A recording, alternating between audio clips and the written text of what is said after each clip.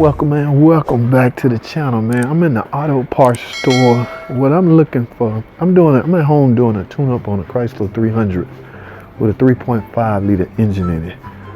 Now let me turn this around. What I'm looking for is some cleaner. I have to clean her throttle body. She just brought me spark plugs. I don't know why people seem to think spark plugs mean tune-up. I mean, that's a lot of things that go into a tune-up.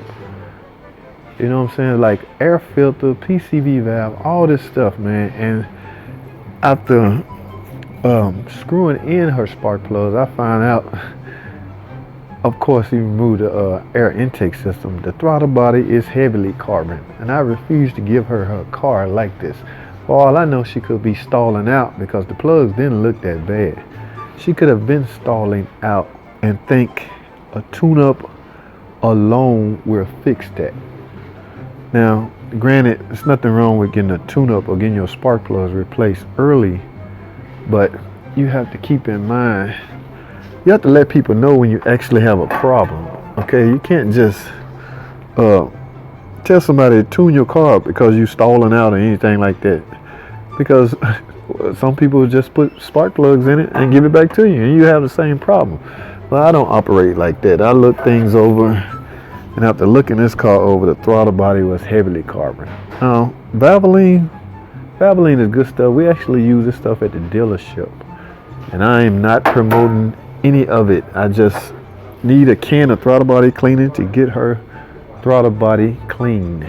Get all that gunk out of it and reset it so that car will not be starving for air. Keep in mind, if you have carbon buildup on your blades, that can restrict airflow when the throttle body is closed, then you could essentially stall out if it's bad enough. So I will not just screw in spark plugs and give her car. I'm gonna check this thing out. The air filter look good, PCV valve look good. So what I'm gonna go with is just we'll go with it. Okay, now so after I do all that, I'm gonna essentially check the car over and make sure the computer's up to date, because there could be some drivability updates on the computer. We need to make sure all that's done. Now later on, I'm gonna do a video on actually cleaning the throttle body, because some of the newer cars have electronic throttle bodies, so you don't want to be cleaning those out you know, on the car, and you have your hand get caught. That blade is strong. It's operated by a motor, okay? So you don't really want to be sticking your hand in there. You want the throttle body out the car.